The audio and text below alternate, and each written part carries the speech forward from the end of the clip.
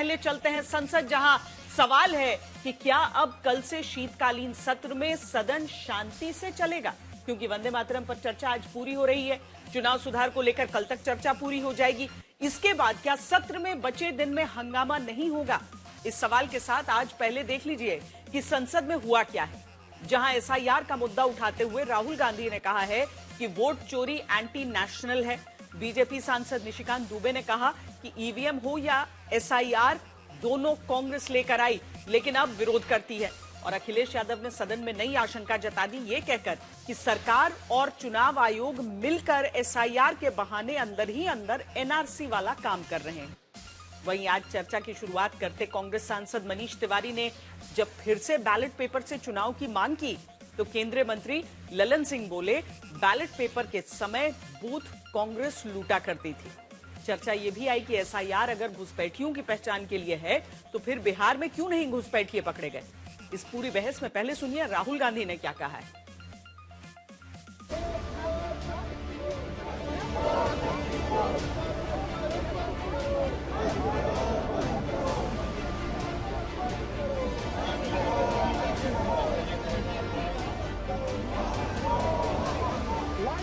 संसद के शीतकालीन सत्र में जिस मुद्दे पर चर्चा की मांग करते राजनीतिक हंगामे की तपिश से पहले हफ्ते का कामकाज झुलसा।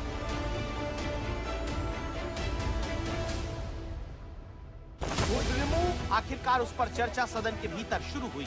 राहुल गांधी 28 मिनट से ज्यादा देर बोलने के लिए खड़े हुए। बीच में हंगामा हुआ। राहुल गांधी ने अपने संबोधन में 5 आरोप लगाए, 3 सवाल पूछे। कहा कि सबसे बड़ा राष्ट्र विरोधी काम है वोट चोरी। The biggest anti-national act you can do is vote चोरी। There is no bigger anti-national act that you can do than vote चोरी. Because when you destroy the vote, you destroy the fabric of this country. You destroy modern India. You destroy the idea of India. They're happy to see the fabric. चुनाव सुधार में SIR पर सवाल उठाते हुए vote चोरी का मुद्दा उठाने तक पहुंचे राहुल गांधी ने भाषण की शुरुआत आरएसएस परिवार से की। Everything has emerged from the vote. All the institutions have emerged from the vote. So it's obvious that the RSS has to capture all the institutions that have emerged from the vote. RSS का नाम लिया तो सदन में हंगामा होने लगा। Sir, हम लोग सुनते हैं, अनुरोध है नेता प्रतिपक्ष से, आप विषय पर ही रहिए। हम लोग सब बैठे हैं, गृह मंत्री जी भी सुनने के लिए बैठे हैं, लेकिन आप विषय पर नहीं बोलेंगे तो जो विषय तय किया गया है उसका क्या मतलब है? अगर चुनाव सुधार पर ही नहीं बोलेंगे तो फिर इतना समय सबका क्यों बर्बाद करना चाहते हैं नेता प्रतिपक्ष? राहुल अपनी स्पीच में इस बात पर जोर देते रहे कि संघ ने पहले कॉलेज यूनिवर्सिटीज पर कब्जा किया। राहुल गांधी के मुताबिक संघ ने फिर जांच एजेंसियों पे अपने लोग बैठवाए और फिर आरएसएस का प्रोजेक्ट राहुल गांधी के मुताबिक चुनाव आयोग पर कब्जे का रहा। इसके लिए राहुल ने 3 सवाल पूछे हैं। Why is it that the CJI was removed from the selection panel of the election commissioner? In December 2023, this government changed the law. They changed the law to make sure that no election commissioner could be punished for any action they take while they are election commissioner. Why was a law put in place that allows the election commission to destroy CCTV footage 45 days after the election? What is the need? We have a Brazilian woman. Rahul Gandhi पहले सदन में जब भाषण देते आए तो उससे जुड़ी तस्वीर दिखाने को लेकर विवाद होता रहा है। इस बार नए तरीके से कोशिश की। हरियाणा चुनाव के 13 महीने बाद पिछले महीने जिस ब्राजील की मॉडल की तस्वीर दिखाकर आरोप राहुल ने ये लगाया था कि राय सीट पर 10 बूथ में 22 वोटर के नाम के आगे यही एक फोटो है। उसी फर्जी वोटर वाले आरोप पर जब लोकसभा में बोलने लगे तो पीछे से बैठे साथी सांसद अब की फोटो दिखाते नजर आए, जिस पर तुरंत सवाल लोकसभा अध्यक्ष ने उठाया। नेता आप पहले अपने सदस्यों को समझाइए, अब नहीं चलेगा, नहीं ठीक नहीं है। नो नहीं, बिल्कुल नहीं चलेगा। इसके बाद राहुल गांधी ने फिर कोई तस्वीर नहीं दिखाई। ये सवाल जरूर पूछा, अगर एसआईआर का मकसद असली वोटर की पहचान है तो बिहार में फिर 1,22,000 डुप्लीकेट फोटो कैसे छपी हैं? Why is it that after the SIR in Bihar, 1.2 lakh duplicate photos are existing in Bihar? Electoral reform is very simple. The point is, nobody wants to do it. The government doesn't want to do it. What does electoral reform require? What we've been saying. Number one, give machine-readable voter lists to all political parties 1 month before the election. That's the first step. The second step is take back the law that allows the destruction of CCTV footage. SIR पर चर्चा के दौरान संसद के बाहर से लेकर भीतर तक इंडिया गठबंधन ने एकता दिखाई। आज सोनिया गांधी का जन्मदिन है तो संसद परिसर में ही इंडिया गठबंधन के कई दलों के प्रमुख नेताओं ने मिलकर बर्थडे केक काटा, जहां कांग्रेस के साथ समाजवादी पार्टी अध्यक्ष अखिलेश यादव भी अपने सांसदों के साथ नजर आए। इसी तरह एकता सदन में तब दिखी जब ईवीए की जगह बैलेट पेपर से ही फिर चुनाव कराने वाली मांग की जाने लगी।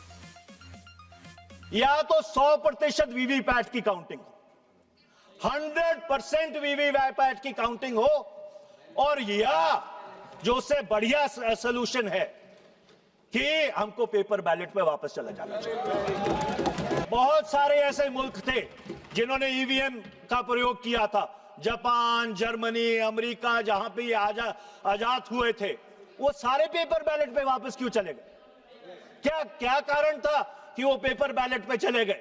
वो कारण ये था that after all the EVM is a machine and any machine can be manipulated. और मैं देखिए एक बात कहना चाहता हूं कि अगर ईवीएम में सब कुछ ठीक है, सब कुछ बिल्कुल पारदर्शित है, everything is coaster, everything is above board, 6 प्रदेशों में चुनाव होने जा रहे हैं, पेपर बैलेट पे करा लीजिए ना चुनाव। जो व्यवस्था पहले थी उस व्यवस्था को अगर बदलने का काम किसी ने किया तो भारतीय जनता पार्टी ने किया है। इस व्यवस्था को बदलने का जो सुझाव कांग्रेस पार्टी की तरफ से है उस सुझाव से हम सहमत हैं। इलेक्शन बैलेट पेपर से होना चाहिए और इसलिए होना चाहिए कि बहुत प्रश्न लग रहे हैं, बहुत उंगली उठ रही है, इलेक्ट्रॉनिक चीजों पे बहुत सवाल खड़े हो रहे हैं और केवल भारत के अंदर लोकतंत्र में नहीं, दुनिया के लोकतंत्र में।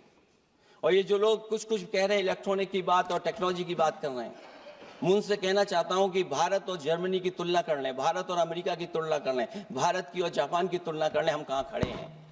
अगर वो संपन्न देश जो टेक्नोलॉजी में हमसे कई गुना आगे हैं, अगर वो स्वीकार नहीं कर रहे ईवीएम, तो आखिरकार हम ईवीएम को क्यों स्वीकार कर रहे हैं?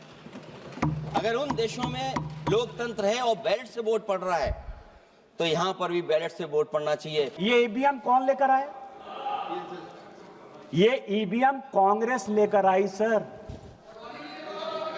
पहली बार ईवीएम, आपकी जानकारी के लिए, 1987 में पायलट प्रोजेक्ट के नाते राजीव गांधी जी लेकर आए। ये ईवीएम की पूरी हिस्ट्री है। और 91 में जब नरसिम्हा राव की सरकार आई तो उन्होंने तय किया कि ईवीएम आएगा, और ईवीएम आएगा, ऐसे नहीं आएगा सर। ये सारी रिपोर्ट है सर, ये रिपोर्ट है 1961 के सेलेक्ट कमेटी की, और ये रिपोर्ट है 1971 की सेलेक्ट कमेटी की। ये पूरे पार्लियामेंट को जानने वाली बात है। दोनों रिपोर्ट के अध्यक्ष जगन्नाथ राव कांग्रेसी थे, और जो 1971 की रिपोर्ट बनी उसमें एचआर गोखले जो कांग्रेस के लॉ मिनिस्टर थे, और दोनों रिपोर्ट में क्या कहा? दोनों रिपोर्ट में यह कहा कि एसआईआर की आवश्यकता है, और दूसरी बात कही 1961 में कि चुनाव इलेक्ट्रॉनिक वोटिंग मशीन से होनी चाहिए। तो ये जो बहस आप देख रहे हैं एसआईआर पर, संसद में ही कांटे की टक्कर वाली बहस नहीं चल रही। एक सियासी बहस इस वक्त दिल्ली से उत्तर प्रदेश तक जारी है। जहां अखिलेश यादव दिल्ली से कहते हैं कि सरकार और चुनाव आयोग मिलकर एसआईआर के बहाने अंदर ही अंदर एनआरसी वाला काम कर रहे हैं। अखिलेश आरोप लगाते हैं कि जो ये खुलकर नहीं कर सकते वो एसआईआर के बहाने से कर रहे हैं। वहीं मुख्यमंत्री योगी आदित्यनाथ कहते हैं कि घुसपैठिए किसी भी कीमत पर बर्दाश्त नहीं है। ये एसआईआर नहीं है, ये अंदर ही अंदर एनआरसी वाला काम कर रहे हैं, क्योंकि हमने उत्तर प्रदेश में सुना है कि वहां के मुख्यमंत्री जी कह रहे हैं कि हम डिटेंशन सेंटर बना रहे हैं। भाई एसआईआर में जिसका नाम नहीं उसके लिए डिटेंशन सेंटर की जरूरत है? इसका मतलब अध्यक्ष महोदय, जो काम ये खुल के नहीं कर सकते थे एनआरसी, वो काम ये एसआईआर के बहाने कर रहे हैं। तभी ये कभी कभी कहते हैं घुसपैठियां हैं और डिटेंशन सेंटर बन रहे हैं। संसद में चुनाव सुधार पर बोलते समाजवादी पार्टी के अध्यक्ष अखिलेश यादव एसआईआर के बहाने एनआरसी का आरोप लगा रहे हैं। उत्तर प्रदेश के मुख्यमंत्री योगी आदित्यनाथ एसआईआर सर्वे के दौरान अवैध रूप से रहने वालों की पहचान के बाद उनके दोबारा कहीं देश में शरण न पाने वाली रणनीति बना रहे हैं, जिसमें तय हुआ कि यूपी में पकड़े जा रहे घुसपैठियों की विस्तार से बायोमेट्रिक प्रोफाइल बनेगी, घुसपैठियों के नाम नेगेटिव लिस्ट में डाले जाएंगे, देश भर में शेयर होगी ताकि इनकी दोबारा एंट्री नामुमकिन हो, घुसपैठियों के फर्जी पहचान पत्रों की हाईटेक स्कैनिंग होगी, हर रिकॉर्ड चेक किया जाएगा, नेगेटिव लिस्ट से आधार समेत सभी आईडी पर रोक लगेगी। एसआईआर सर्वे में पकड़े जाने वाले अवैध बांग्लादेशी या रोहिंग्या घुसपैठियों को डिटेंशन सेंटर में रखा जाएगा। क्या इसी का असर है कि लखनऊ की मेयर सुषमा खरकवाल हजरतगंज में दुकानदारों को मुख्यमंत्री का पत्र बांटने निकल पड़ी, अपील करने लगी कि वो बांग्लादेश या रोहिंग्याओं को काम पर न रखें। इसको पढ़िए और हमें किस तरीके से अपने शहर को बचाना है, सुरक्षित रखना है। अगर आपके यहाँ बांग्लादेशी कोई रोजगार कर रहा है उसको बाहर करिए, उसकी जांच करिए और अपने आप को और अपने शहर को सुरक्षित करिए। आप लोग क्या इस कार्रवाई से सेटिस्फाइड हैं? हम लोगों की बहुत बुरी दुर्गति होगी। तो कुल मिलाकर इस तरह की तस्वीरें यहाँ से देखने को मिल रही हैं। राजधानी लखनऊ में है हजरतगंज चौराहा और इस तरह के पैम्पलेट्स जो हैं योगी की पाती ये मेयर के द्वारा दुकानों में बांटे जा रहे हैं। मुख्यमंत्री ने अपने लेटर में दो बातें कही थी कि व्यावसायिक तौर पर और घरेलू तौर पर ये जो कहीं ना कहीं जो आपके हेल्प्स हैं इन पर ध्यान देना है कि कम पैसे के चक्कर में आप रोहिंग्या या अवैध बांग्लादेशियों को ना रखें।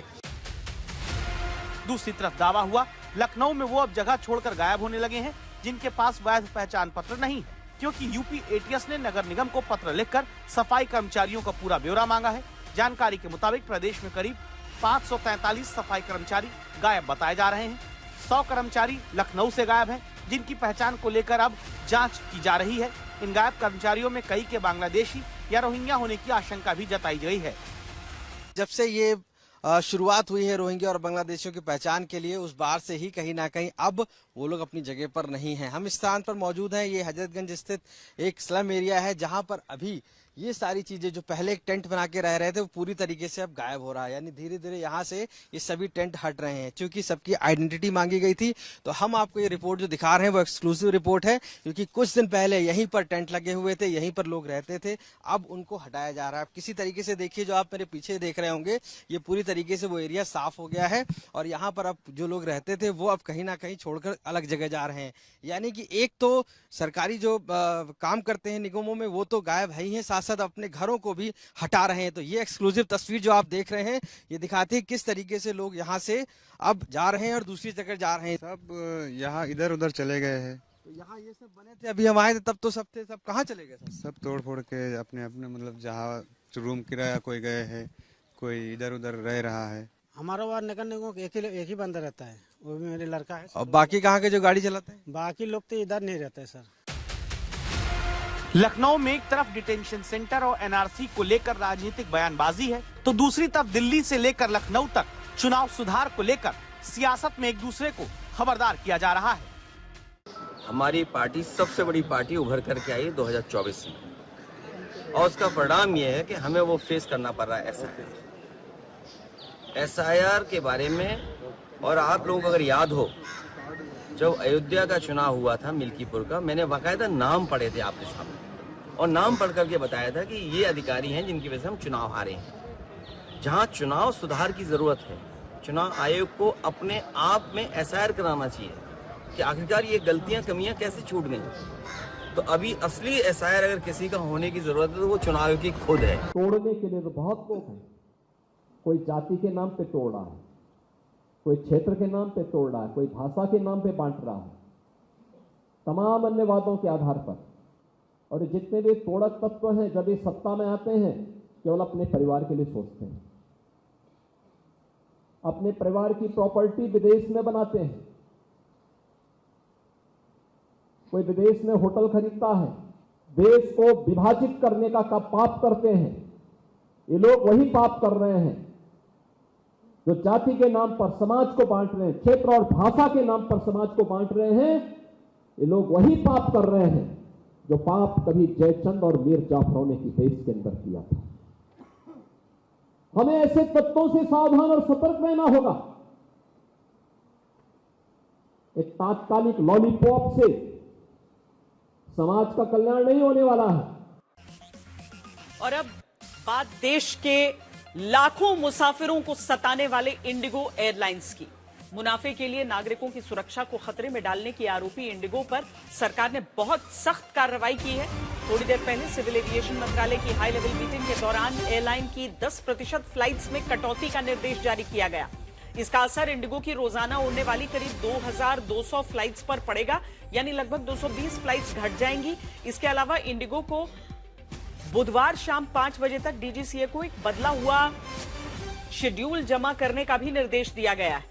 प्रधानमंत्री मोदी ने सुबह मंगलवार को कहा कि किसी भी बेगुनाह भारतीय को किसी भी कानून या नियम की वजह से परेशानी का सामना नहीं करना चाहिए और ऐसे उपाय हमेशा आम लोगों की सुविधा के लिए होने चाहिए। इसके बाद लोकसभा में नागरिक उड्डयन मंत्री ने कहा कि सरकार किसी को नहीं बख्शेगी। शाम को सिविल एविएशन मंत्रालय की हाई लेवल मीटिंग में इंडिगो के सीईओ को तलब किया गया और फिर इंडिगो की 10% उड़ानों में कटौती का फैसला ले लिया गया। We've let you down when a major operational disruption happened, and we're sorry for that. ये इंडिगो के सीईओ पीटर एल्बर्स जो अपने ग्राहकों से माफी मांगते हुए एक और मौका दिए जाने की वकालत करते फिर रहे हैं, लेकिन अब तक ये बताने की स्थिति में नहीं कि आखिर कैसे पिछले हफ्ते इनकी एयरलाइंस की वजह से लाखों यात्रियों को एयरपोर्ट पर बंधक बनना पड़ा, परेशानी सहनी पड़ी। ये वो जगह थी जहां पे हमने ज्यादातर लोगों को भटकते हुए देखा, हमने लाइनों में खड़े हुए देखे लोगों को। हालांकि सुधार अभी तक पूरी नहीं है क्योंकि अरुणाचल से एक परिवार है जो कल से अभी भी फंसे हुए हैं, उनको आज फ्लाइट मिली है। कब की आपकी फ्लाइट थी? आपकी कल 7 बजे रात को 7 बजे वो कैंसिल हो गई। क्या इन्फॉर्मेशन इंडिगो की तरफ से बार बार दी जा रही है या फिर कोई भी कंपनी? कुछ नहीं, कोई इन्फॉर्मेशन नहीं है। बस बोला उन लोगों का ये कहना कि आपको वहाँ से फ्लाइट लेट मिली है, यहाँ से आपको चेंज कर दिया गया है। यानी आप सुबह 7:30 बजे की जो फ्लाइट है वो रात को 9:30 बजे, 10:30 बजे। 2 दिसंबर से अब तक इंडिगो की 2000 से ज्यादा उड़ानें रद्द हुई, लाखों यात्री फंसे, किसी की परीक्षा छूटी, किसी की शादी। सवाल है किसकी भरपाई कैसे होगी। 3 दिन पहले पता चल गया हमारी फ्लाइट कैंसिल है, फिर इन्होंने हमारे को मैनेज किया है। अच्छा, अब जैसे आप टूर्नामेंट करने के लिए जा रहे थे, उस एनवायरनमेंट में उस तरीके से वो प्रैक्टिस करने का समय मिलेगा आपको? प्रैक्टिस करने का समय तो नहीं मिलेगा, बट हम 24 घंटे पहले पहुंच जाते ना। अपनी बॉडी को हम 5 घंटे दे सकते थे प्रैक्टिस के लिए, शायद ही हम 2 घंटे दे पाए अब कल जाके। मुसाफिरों की इस हालत के बाद इंडिगो पर क्या कार्रवाई होगी, इस पर सबकी नजर है। इस बीच इंडिगो की गलती की वजह से देश भर के एयरपोर्ट पर मचे हाहाकार में प्रधानमंत्री नरेंद्र मोदी ने बड़ी बात कही है। प्रधानमंत्री मोदी ने इंडिगो की उड़ानों के बड़े पैमाने पर रद्द होने और देरी पर चिंता व्यक्त की। उन्होंने कहा कि यात्रियों को व्यवस्थागत समस्याओं के कारण परेशानी नहीं होनी चाहिए। संसदीय कार्य मंत्री किरेन रिजिजू ने बताया कि प्रधानमंत्री ने जोर देकर कहा है, नियम व्यवस्था को बेहतर बनाने के लिए हैं, जनता को परेशान करने के लिए नहीं। रूल्स एंड रेगुलेशन, कानून नियम अच्छा है, लेकिन सिस्टम को ठीक करने के लिए, जनता को परेशान करने के लिए नहीं। प्रधानमंत्री मोदी जी ने बहुत साफ शब्दों में कहा है कि कोई भी ऐसा कानून, कोई भी ऐसा नियम नहीं होना चाहिए जो बिना मतलब आम नागरिकों को परेशान करे। ऐसा नहीं होना चाहिए। कानून लोगों के लिए बोझ नहीं, लोगों का सुविधा के लिए होना चाहिए। जिस तरह से लाखों मुसाफिरों को इंडिगो की वजह से परेशानी हुई, उसके बाद सरकार की तरफ से लगातार सख्त कार्रवाई की बात कही जा रही है। No airline, however large, will be permitted to cause such hardship to passengers through planning failures, non-compliance or non-adherence to statutory provisions. शाम होते होते सरकार ने इंडिगो पर हंटर चलाया, उसकी 10% उड़ानों पर रोक लगा दी। पहले ये कहा जा रहा था कि सरकार इंडिगो की 5% उड़ानों की संख्या में कटौती करने जा रही है, लेकिन सरकार ने फिर 10% उड़ानों पर रोक लगा दी है। Safety in civil aviation is completely non-negotiable. India is a founding member of the International Civil Aviation Organization and remains firmly committed to the highest global standards of safety. सरकार का दो टूक कहना है कि इंडिगो ने नए नियमों को लेकर सरकार को अंधेरे में रखा, नए नियमों के पालन करने की हामी भरी, लेकिन उसे लागू नहीं कर सकी और हालात बद से बदतर हो गए। सरकार की तरह अब इंडिगो कांड पर संसदीय समिति भी सख्त रुख अपनाते हुए सभी एयरलाइंस और डीजीसीओ को तलब करने जा रही है। दरअसल इंडिगो संकट के बाद दूसरी एयरलाइंस ने बिजी रूट पर किराए बढ़ा दिए। सरकार तक बात पहुंची तो उसने किराए की दरें तय की और कार्रवाई की बात कही, जिसे संसद में दोहराया भी गया। लेकिन जब नागरिक उड्डयन मंत्री ने एविएशन सेक्टर का गुणगान किया तो विपक्ष ने सदन से वॉकआउट कर दिया। 12th report of the Business Advisory Committee presented to the House on 8 December 2025. Indigo की माफी और सरकार के एक्शन के बीच सबसे बड़ा सवाल है कि क्या जो इंडिगो की वजह से हुआ है, इसकी क्या गारंटी है वो दोबारा नहीं होगा। The issue is not that it's getting sorted. The issue is what are the chances it can get repeated again. Today we have got one law for Indigo and one law for other operators. Now people are confused as to what rule are you flying under. Can two people have different laws applied to them? No. Giving a dispensation does not mean that you are doing anything safe. It is compromising on safety. सरकार से लेकर संसदीय समिति Indigo संकट की तह तक जाने की बात कर रहे हैं। इसके अलावा इंडिगो पर भारी जुर्माना लगाने की संभावना पर भी विचार करने के दावे हो रहे हैं, लेकिन सवाल मुसाफिरों के विश्वास का है, जिसे दोबारा हासिल करने में इंडिगो जैसी बड़ी एयरलाइंस को भी बहुत मेहनत करनी होगी। And we're sorry for that. Indigo की फ्लाइट कैंसिल होने का सिलसिला आज भी जारी रहा। देश भर में आज 400 से ज्यादा फ्लाइट्स कैंसिल हुई। इंडिगो के सीईओ पीटर एल्बर्स ने कहा कि इंडिगो फिर से ट्रैक पर आ गया है और ऑपरेशन स्थिर हो रहा है और वो सरकार के साथ सहयोग कर रहे हैं, लेकिन सरकार का जो फैसला है उसका बड़ा असर होगा। इंडिगो देश की सबसे बड़ी एयरलाइंस है। इसकी 10% उड़ानें एक झटके में कम करने से इसका मार्केट शेयर कम होगा। इंडिगो की 2200 फ्लाइट्स हर दिन चलती हैं। इनमें 10% कटौती से 220 फ्लाइट्स पर इंडिगो की कम होंगी। कंपनी के लिए ये किसी बड़े झटके से कम नहीं है। सवाल यह है कि सरकार ने ये फैसला क्यों लिया, तो इसकी वजह यह है कि नए नियमों को लेकर इंडिगो ने सरकार को अंधेरे में रखा। नागरिक उड्डयन मंत्री ने लोकसभा में बताया कि इंडिगो की तरफ से नए नियमों का पालन करने की बात कही गई, लेकिन उसे लागू नहीं किया गया। कई एक्सपर्ट्स ने आरोप लगाया कि इंडिगो ने ऐसा सरकार पर दबाव बनाने के लिए किया, मार्केट में अपने बड़े शेयर का दमखम दिखाने की कोशिश की, लेकिन सरकार ने हंटर चला दिया। ऐसा करके सरकार ने दिखा दिया कि यात्रियों की सुरक्षा को लेकर समझौता नहीं किया जा सकता। भविष्य में दोबारा ऐसा न हो, इसे लेकर भी संदेश जाएगा।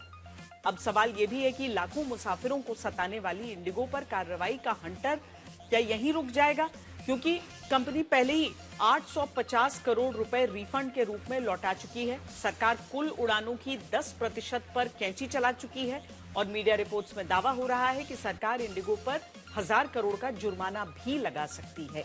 लेकिन क्या कार्रवाई इतनी ही या आगे और होगी, नजीर बनेगी? ये सारी चीजें समझने के लिए हम आपको लिए चलते हैं अपनी संवाददाता ऐश्वर्या पालीवाल के पास, क्योंकि इस पूरे मामले में समझने की आवश्यकता है कि अव्वल इंडिगो को सबक और दूसरा ऐश्वर्या ये कि लोगों को दिक्कत भी ना हो। कब तक के लिए कोई समय सीमा तय है कि तब तक आपका 10% आपकी उड़ानें रद्द रहेंगी, या ये इनडेफिनिट है अभी? देखिए श्वेता, सबसे पहली बात तो ये है कि सरकार को सबसे पहले तो ये मालूम है कि लोगों को कितनी परेशानी हुई है। कहीं ना कहीं सरकार को ऐसा लगता है कि ये जानबूझकर किया गया है। देखिए, माफी मांगी गई है, लेकिन जिस तरीके से पिछले 6 महीने से अब जो रिपोर्ट्स आ रही हैं सामने, धीरे धीरे करके ये स्थिति यहाँ तक पहुंची, तो आपने पहले सरकार को बताया क्यों नहीं? तो सरकार का मानना है कि ये जो 10% जिसको रिड्यूस किया गया है, अभी इसके ऊपर कोई टाइम लिमिट नहीं दी गई है और सरकार एक एग्जाम्पल भी सेट करना चाहती है। देखिए, क्योंकि ये तो इंडिगो के साथ हुआ है, कल को उठ के अगर कहीं और होता है तो इसी तरीके की अफरा तफरी हमको नजर आएगी। सरकार का मानना है कि पूरी जो एयरलाइंस हैं उनके ऊपर ये हंटर चलाने की जरूरत इसीलिए पड़ी ताकि आगे ऐसा ना हो सके। और एयरलाइंस को ये भी कहा गया है कि अगर आप किसी दिक्कत के अंदर हैं तो आपको सरकार को पहले बताना पड़ेगा, तब मत हाथ खड़े करिए जब एकदम ही डूबती हुई स्थिति आपको नजर आए। सरकार का मानना है कि जल्द से जल्द इन चीजों के ऊपर काबू पाना जरूरी है। श्वेता, बहुत शुक्रिया ऐश्वर्या इस पूरी जानकारी के लिए। जाहिर सी बात है कि न केवल एक नजीर बल्कि चूंकि अब समय देखिए, अब जो हॉलिडे सीजन है उसकी शुरुआत हो रही है, छुट्टियों का सीजन आ रहा है, लोगों ने बड़ी बड़ी योजनाएं बना रखी होती हैं अपने परिवारों के साथ घूमने फिरने की, और उम्मीद है कि सरकार की तरफ से ये जो कड़ाई है उसके बाद सभी एयरलाइंस कम से कम अपनी मनमानी करने से बचेंगी। और अब वो खबर जिसे देखकर आप भी कहेंगे नशा ही नशा है। खबर दो मंत्रियों से जुड़ी है। एक मंत्री हैं केंद्र सरकार के, नाम है जीतन राम मांझी, शराबबंदी वाले बिहार से आते हैं, जो कहते हैं कि कोई मजदूर काम करने के बाद शराब पीकर अगर घर जा रहा है तो उसे पकड़ा नहीं जाना चाहिए। साथ ही देसी शराब बनाने की सही विधि भी सभा में बताते हैं। दूसरी मंत्री मध्य प्रदेश की हैं, जिनके भाई को कहा जा रहा है कि पुलिस ने गांजा तस्करी में पकड़ लिया है। अब मंत्री प्रतिमा बागरी सबको बताती फिर रही हैं कि वो मेरा भाई है ही नहीं। मैम, आपके भाई पकड़े हैं गांजा तस्करी में, क्या कहेंगे? जबरदस्ती की बात क्यों करते हो तुम लोग? नहीं, आप बता दीजिए, अपना पक्ष बता दीजिए, क्या कहेंगी?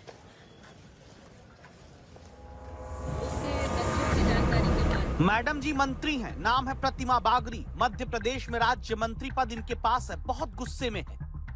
कहा है कि जिस भाई को हमेशा खुश रहने का आशीर्वाद मंत्री जी देती आई, वही भाई इन्हीं के राज्य में सतना जिले में पकड़ा गया। नेतागिरी में पकड़म पकड़ाई होती रहती है, लेकिन मंत्री प्रतिमा बागरी का भाई गांजा तस्करी में पकड़ा गया है। अब मंत्री जी का सगा भाई गांजा तस्करी करते पकड़ा जाए तो मंत्री कैसे जवाब देंगे?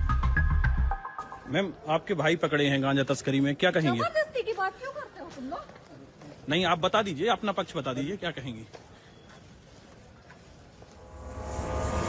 प्रतिमा बागरी मध्य प्रदेश में नगरीय आवास और विकास विभाग की राज्य मंत्री हैं, जिनका भाई ही नहीं फंसा। पुलिस की पूछताछ में आरोपियों ने एक शैलेंद्र सिंह का नाम लिया। हैरानी यह है कि शैलेंद्र सिंह कोई और नहीं, मंत्री प्रतिमा बागरी की छोटी बहन प्रियंका बागरी का पति है, यानी मंत्री जी का बहनोई, जिसे 3 दिसंबर को उत्तर प्रदेश की बांदा पुलिस ने गांजा तस्करी के आरोप में पकड़ा था और ये जेल में बंद है।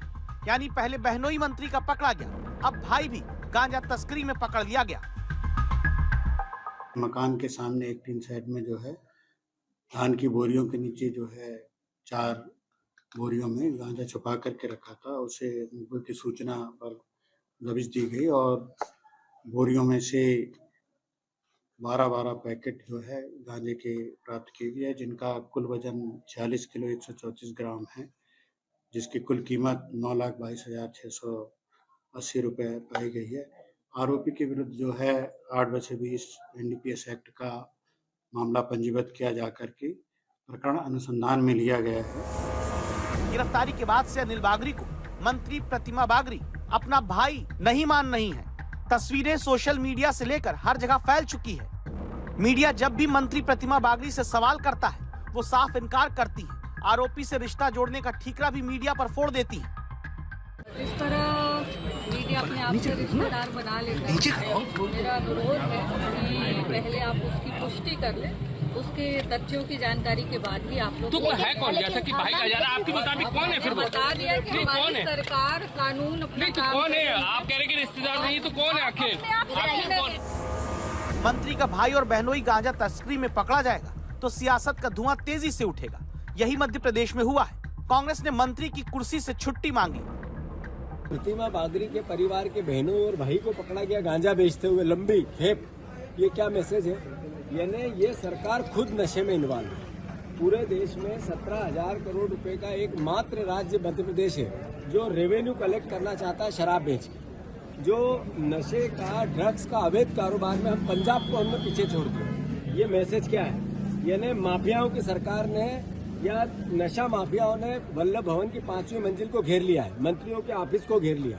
तो प्रतिमा बागरी का इस्तीफा होना चाहिए। अब सवाल है कि पुलिस इस पूरे नेटवर्क की परतें क्या आगे भी खोल पाएगी? क्या ये सिर्फ तस्करी केस है या फिर नशे की कारोबार की ऐसी कड़ी जिसकी जड़ें और गहरी हैं? क्या अपने ही मंत्री के रिश्तेदारों के गांजा तस्करी में पकड़े जाने के बाद सरकार कोई सख्त रुख अपनाएगी? रवीश पाल सिंह, भोपाल, आज तक। और अब शराबबंदी वाले बिहार से आने वाले केंद्रीय मंत्री जीतन राम मांझी की नसीहत सुनवाते हैं, जो वो शराब पीने वालों को अपनी सभा में देने लगे, ये कहकर कि कैसे शराब बनाई जाए और कैसे सरकार शराब पीकर आने वाले मजदूरों को पकड़ना बंद कर दे।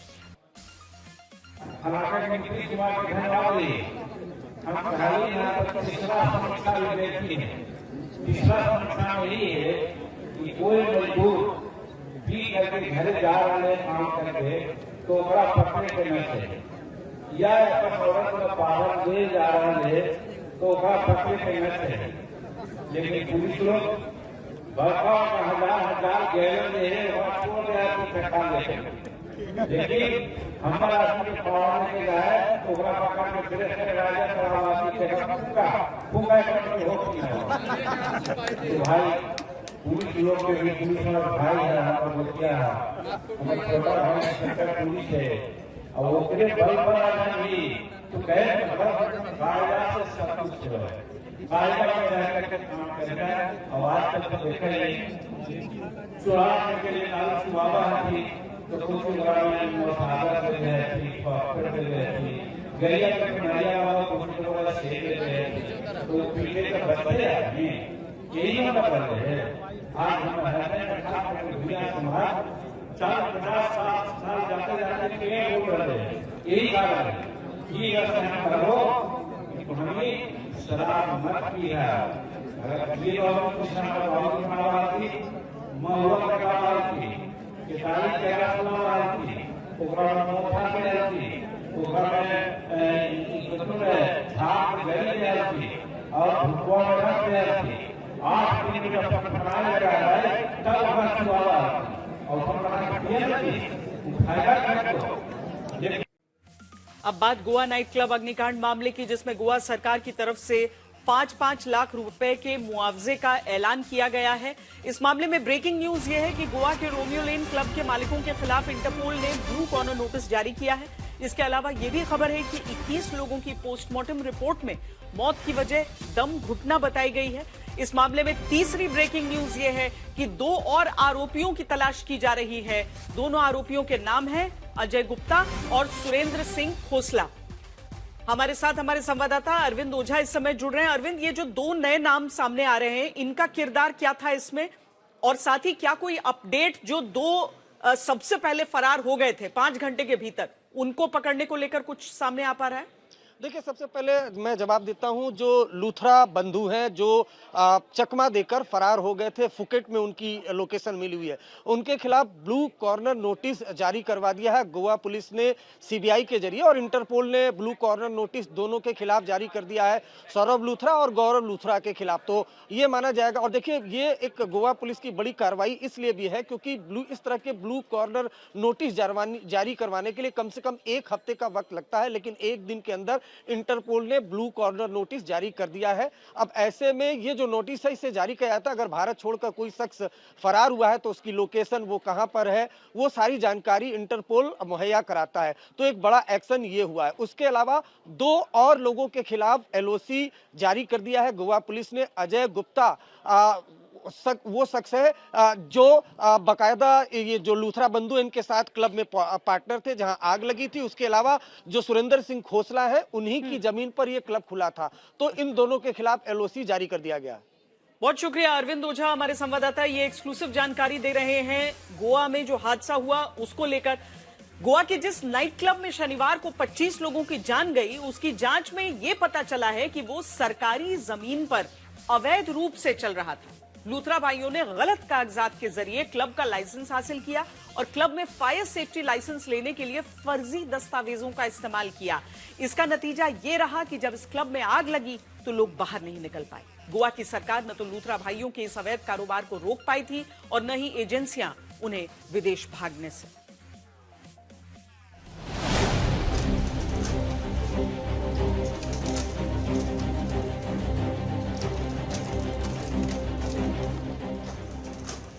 गोवा का रोमियो लेन क्लब, समंदर किनारे बसे इस क्लब पर बुलडोजर चल रहा है। ये क्लब गौरव और सौरभ लूथरा का है, जो हादसे के बाद थाईलैंड भाग गए। पहली नजर में बुलडोजर की कार्रवाई देखकर लगेगा कि 25 लोगों की मौत का हिसाब लिया जा रहा है। अवैध बने इस क्लब को तोड़कर गोवा सरकार और प्रशासन दोषियों में मिट्टी में मिलाने का संदेश दे रहा है, लेकिन अक्सर जो दिखता है वो होता नहीं। ये क्लब भी इलीगली बनाया गया था, खड़ा किया गया था। लकड़ी के प्लैंक्स को यूज करके इसे खड़ा किया गया था। और खास बात बताएं तो ये गोवा टूरिज्म डिपार्टमेंट की जमीन पर इन्होंने बना दिया था।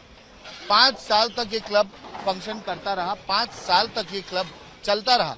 बॉम्बे हाईकोर्ट ने ऑर्डर भी दिया था, निर्देश दिए थे कि इसे डिमोलिश किया जाए, पर उसके बाद भी कुछ नहीं हुआ। जब 25 जानें चली गई हैं, उसके बाद गोवा सरकार जागी है और गोवा सरकार ने आज ये तोड़क कार्रवाई शुरू की है। गोवा के रोमियो लेन नाइट क्लब को ही ले दीजिए, जहां शनिवार रात भीषण आग लगी, 25 लोगों की जान गई। इसके बाद गोवा पुलिस ने नाइट क्लब के मालिक, मैनेजर और आयोजकों के खिलाफ एफआईआर दर्ज की। दोनों लूथरा भाइयों की तलाश में पुलिस की टीम दिल्ली आई, लेकिन आरोपियों की तेजी ने बता दिया कि सरकारी सिस्टम कितना सुस्त और नाकारा है। गोवा में किस कदर अंधेरगर्दी चल रही थी, या फिर यूं कहें कि मिली भगत करके हर उस नियम की धज्जियां उड़ाई जा रही थीं, जो अगर पूरे किए गए होते तो 25 लोग जिंदा जलकर न मरते। इस बात के एक नहीं, गोवा में 2-2 सबूत हैं। गोवा में लूथरा भाइयों के 2 क्लब चल रहे थे। पहला अरपोरा में बना birch by Romeo Lane club, जहां पर 25 लोग जलकर मारे जाते हैं, और दूसरा बागाटोर में बना रोमियो लेन, जहां पर बुलडोजर की कार्रवाई हो रही है। हैरानी की बात यह कि दोनों ही क्लब नियमों की धज्जियां उड़ाकर बनाए गए, लेकिन इस गोरख धंधे को रोकने वाला कोई नहीं था। अगर गौरव और सौरभ को मनमानी नहीं करने दी जाती तो इतना बड़ा हादसा ही ना होता, और न ही गोवा के बीचों बीच समंदर किनारे एक क्लब बनता, न इसे तोड़ने की नौबत आती। मीडिया के सामने बुलडोजर की इस कार्रवाई से भले ही कोई भी संदेश दिया जा रहा हो, लेकिन जिस दूसरे क्लब में हादसा हुआ उसकी कहानी सुनकर आप खुद समझ जाएंगे कि क्यों गोवा में हादसे के बाद क्लब के मालिक इतनी आसानी से विदेश भाग गए। ये Birch by Romeo Lane club है, जो हादसे के बाद जलकर खाक हो गया, लेकिन जलने के बाद भी खड़ा ये क्लब आरोपी लूथरा भाइयों और संबंधित अफसरों के बीच साठगांठ की कहानी बताता है। इसमें चौंकाने वाली बात क्या है? चौंकाने वाली बात यह है कि ये क्लब, इसके खिलाफ गोवा जो हाईकोर्ट है, बॉम्बे हाईकोर्ट का गोवा बेंच है, उसने इसका डिमोलिशन नोटिस इशू किया हुआ था। सिर्फ गोवा हाईकोर्ट ही नहीं, बल्कि डिपार्टमेंट ऑफ टूरिज्म गोवा सरकार ने भी इस क्लब को डिमोलिश करने का ऑर्डर दिया था, बट फिर भी ये क्लब डिमोलिश नहीं हो पाया। जिस क्लब में 25 लोग जलकर मारे गए, उसे गिराने के लिए गोवा हाईकोर्ट ने आदेश दिया। अदालत के आदेश के बाद दिखावे की कार्रवाई होती है, लेकिन सब कुछ जस का तस चलता रहा। ये जो अभी जो एनक्रोचमेंट है वो टूरिज्म डिपार्टमेंट के लैंड पे है। हम लोगों ने उसका 2 बार तोड़ा, अथॉरिटीज एक्शन नहीं ले रहा था। इसके लिए हम लोग कोर्ट में गया, कोर्ट ने सबसे बेस्ट बेंच था, वो लोगों ने हम लोगों को सबसे बढ़िया ऑर्डर दिया डेमोलिशन का। डेमोलिशन किया, लेकिन हमको जैसे चाहिए वैसे नहीं किया। उसने ऐसे ही थोड़ा बहुत किया और चले गए, बोला कि टचअप की तरह किया, कुछ 1-2 ये पिलर निकाल दिए और फिर चले गए। हाँ, हम लोगों ने फिर से कंटेम्प्ट डाला कि हम वी आर नॉट सेटिस्फाइड, तो कोर्ट कमिश्नर बिठाया। ऑनरेबल हाईकोर्ट ने हमें यहाँ पर कोर्ट कमिश्नर बिठाया और पूरा जो कंक्रीट का था वो पूरा निकाल दिया, तोड़ दिया। सोचिए, क्लब सरकारी जमीन पर अवैध तरीके से बना, जहां सुरक्षा नियमों की धज्जियां उड़ाई जा रही थी। इस गंभीर उल्लंघन की शिकायत पुलिस, प्रदूषण नियंत्रण board, coastal zone regulatory board और टाउन एंड कंट्री प्लानिंग विभाग तक की गई, लेकिन सारे विभाग सोते रहे, कहीं से कोई कार्रवाई नहीं हुई। दावा है कि इसके बदले में शिकायतकर्ता और सामाजिक कार्यकर्ता रवि हरमालकर को लूथरा ब्रदर्स की तरफ से धमकियां तक मिली। आखिर में नैनीताल से बड़ी खबर, जहां मल्लीताल के चीना बाबा मंदिर के पास सरस्वती शिशु मंदिर में भीषण आग लग गई है। आग की लपटें दिखते ही स्थानीय लोगों ने तुरंत फायर सर्विस को इस घटना की जानकारी दी। सूचना मिलते फायर ब्रिगेड की टीम घटनास्थल के लिए रवाना हो गई। हालांकि अब तक आग लगने के कारणों का पता नहीं चल पाया है और स्कूल परिसर के आसपास अफरा तफरी का माहौल।